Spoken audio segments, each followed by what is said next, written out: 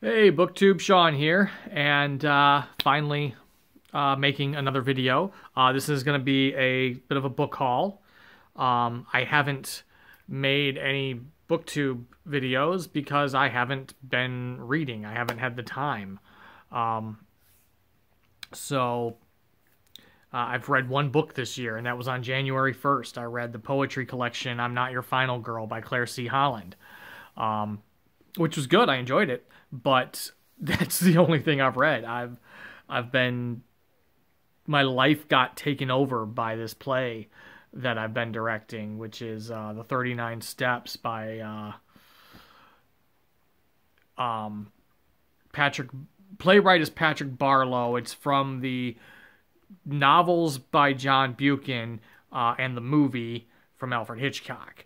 And that opens. Today is Thursday as I'm filming this, so that opens on Friday, March 8th. I don't know when you're seeing this. So that is finally on its feet, going in front of audiences, and I get some time back, so hopefully I can get reading back into my life some. I've mostly been focusing on cross-stitch because my brain has not been able to even handle reading. Haven't been able to focus on it. I pick something up and I read like a page and I put it down because I just so much stuff going on in my head that I can't focus. So I've been focusing more on cross stitch. That's why there's been a couple of floss tube videos that have gone out. I'm actually filming another one when I get done with this video, but I have gotten some books in from publishers that I need to share with you. So the first one you have seen me share before, but they sent me a finished copy of it. This was in my last video. The Ark was in my last video, and this is Smoke and Summons by Charlie N. Holmberg, who wrote the Paper Magician series. And I will link my last Booktube video in here. That's got a description of this one. But I appreciate them sending me a finished copy of it too, because the cover is just really cool. So the next one I was sent is from Skyhorse Arcade Publishing, an imprint of Skyhorse Publishing. This is The Fourth Courier. This is a historical fiction novel. It's by Timothy J. Smith, and I will read the back for you. It is 1992 in Warsaw, Poland, and the communist era has just ended. A series of grisly murders suddenly becomes an international case when it's feared that the victims may have been couriers smuggling nuclear material out of the defunct Soviet Union. The FBI sends an agent to help with the investigation. When he learns that a Russian physicist who designed a portable atomic bomb has disappeared, the race is on to find him, and the bomb, before it ends up in the wrong hands. Smith's depiction of post-Cold War Poland is gloomily atmospheric and murky in a world where nothing is quite as it seems. Suspenseful, thrilling, and smart, The Fourth Courier brings together a straight white FBI agent and gay black CIA officer as they team up to uncover a gruesome plot involving murder, radioactive contraband, narcissistic government leaders, and unconscionable greed. It's weird to me to call a book set in 1992 historical fiction, but that is how it was described to me in the email. It has a historical fiction novel, but that just makes me feel bad because I was in high school in 1992. I don't know. But it sounds interesting, so I said I told him to go ahead and send it on, and hopefully I'd be able to read it when I finally got some time back. It did sound interesting. So the next three are all horror novels. From Flame Tree Press. These are, I should have said, I think, yeah, this book, it comes out on April 19th, Fourth Courier, and Smoke and Summons is available now. So, the next three are Flame Tree Press horror novels for May release. And I haven't, these came in the mail last week, and I really haven't even had time to look at them too much yet. I read the descriptions when they sent the email, but I haven't had too much time to actually look at them. So the first one is by Hunter Shea. It's called Ghost Mine, and it says, Abandoned by the Living. Nate Blackburn, a New York City cop, is given an offer he can't refuse by President Roosevelt. The mining town of Hecla has gold, but those that go there never return. Roosevelt's troops are among the missing, and the president wants to know their fate and find the gold. A trip to the town's mine leaves Nat and his friends fleeing from wild, towering men, but they must return, despite their terror, to find out the source of Hecla's strange power. In doing so, they find a battle between underworld creatures and unravel a mystery that could spell the end of the world. I have a couple other Hunter Shea books. I have his Creature from Flame Tree Press that I haven't gotten to reading yet, and I also have one called Jurassic Florida on my Kindle. So he's definitely an author I've been wanting to check out. So that's why I chose this one out of the options that they sent. And the next one just sounds really cool. I couldn't pass this up. Even Stephanie, that's what she read, has recently shown this on her Instagram and in a video. And even she said, just with the tagline, that's all you needed was the tagline. It is by Stephen Hopstaken and Melissa Purcell. It's called Stoker's Wild, and the tagline is, Bram Stoker and Oscar Wilde join forces to face a vampire cult determined to open the gates of hell. That's all I needed to see. That was enough. I'm interested, but I will read the back nevertheless. A staid civil servant and theater critic, Bram Stoker teams up with Oscar Wilde, who is fresh from university, to defeat a werewolf. The hunt awakens Bram's inexplicable ability to sense the supernatural, a power he has suppressed since childhood. The pair's lives become entangled when their friends take an interest in dangerous cults, offering everlasting youth. The cult is said to be led by a figure known only as the Black Bishop. With the help of a European vampire expert, they must come together to save their friends and uncover his terrifying plan. I really want to get to this one soon. That just, it just sounds cool. And the last one, maybe no surprise to my channel, Jonathan Jan's House of Skin. You all know how I feel about Jonathan Jan's. He's one of my favorite horror authors, and Flame Tree has been releasing his back catalog that became out of print when the... Sorry, I just lost some of my light because my TV went dark. That went out of print when the publisher who published them went out. I believe that was the story. So Flame Tree Press has been releasing his back catalog at one a month, and I believe it started in December, I want to say, or maybe January. I don't know. I had a couple at the ones that have happened. Yeah, I think it was December that started with the Sorrows. And I've been pre-ordering them on my Kindle. And I was grateful that it was the next one was one of the ones that was offered to me in the Flame Tree Press email. So, responsible for half a century of terror, Annabelle Carver is dead. A woman of infinite evil, she lies in a grave in the forest of Watermere, an estate inherited by her nephew Paul. Paul Carver is a writer, so when he stumbles into the cemetery on the grounds and enters a trance that allows him to write an entire novel, he is overjoyed. He doesn't understand it, but can't resist the boost to his career. But he doesn't know that Annabelle is hungry to live again, feeding off his writing and waiting for the right moment. Stronger than death, her lust for blood is insatiable.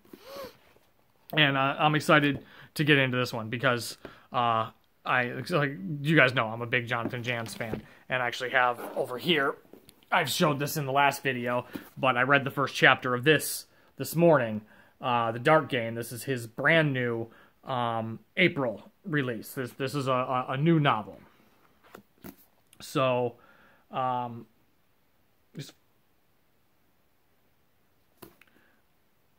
yeah, pretty positive. I think I did that research the last time. But yeah, I responded to the email, all the Jans, all the time. So yeah, that's what I've gotten in from publishers. Hopefully, I'll be doing a video soon that I've read some books. I was going to make a video talking about the Bram Stoker first novel shortlist, and I can tell you guys what that is real quick. But because I want to try and read the shortlist before the awards in May. But I don't want to put the pressure on myself either to tell you guys, yes, I'm going to read the shortlist and report back.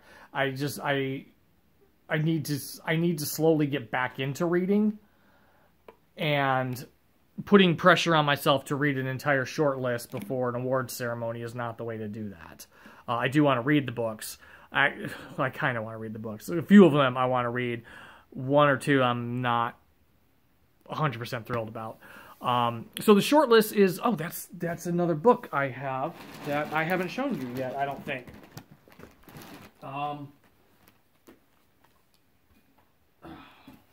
So another book that I got, I think I said I had this one on the way when I filmed my last video, but it's, so first book nominated on the shortlist is What Should Be Wild by Julia Fine. And this cover is absolutely gorgeous. So I will read the description of this, since it's part of my book haul. Cursed. Macy Cawthey has never known the feel of human flesh. Born with the power to kill or resurrect at her slightest touch, she has spent her childhood sequestered in her family's manor at the edge of a mysterious forest. Maisie's father, an anthropologist who sees her as more experiment than daughter, has warned her not to venture into the wood. Locals talk of men disappearing within, emerging with addled minds and strange stories. What he does not tell Maisie is that for millennia her female ancestors have also vanished into the wood, never to emerge, for she is descended from a long line of cursed women. But one day Maisie's father disappears, and she must venture beyond the walls of her carefully constructed life to find him. Away from her home and the wood for the very first time, Maisie encounters a strange world filled with wonder and deception. Yet the farther she strays, the more the wood calls her home. For only there can Maisie finally reckon with her power and come to understand the wildest parts of herself. And that just sounds like a really cool, more speculative fiction novel rather than horror. And a couple on the list this time are really more speculative fiction than true horror. The next one on the list is called I Am the River by T.E. Grau. I don't know a ton about that one. I remember reading the description and not being that thrilled, like not that excited about it, but I did pick it up on Kindle, and I am gonna give it a shot at some point. The Rust Maidens by Gwendolyn Kist, which I am currently reading. That again, this one is a little bit more speculative than horror, at least so far. It's about these so far about something's gonna happen in the current day, but a lot of the story has been the past of these girls called the Rust Maidens, whose bones turn to rust, and their blood kind of become water, and bones turn to rust. It's really, really weird, and I haven't gotten too much into the description of that yet, but definitely met the first Rust Maiden. Baby Teeth by Zoje Stage. And this is one I'm not that excited about.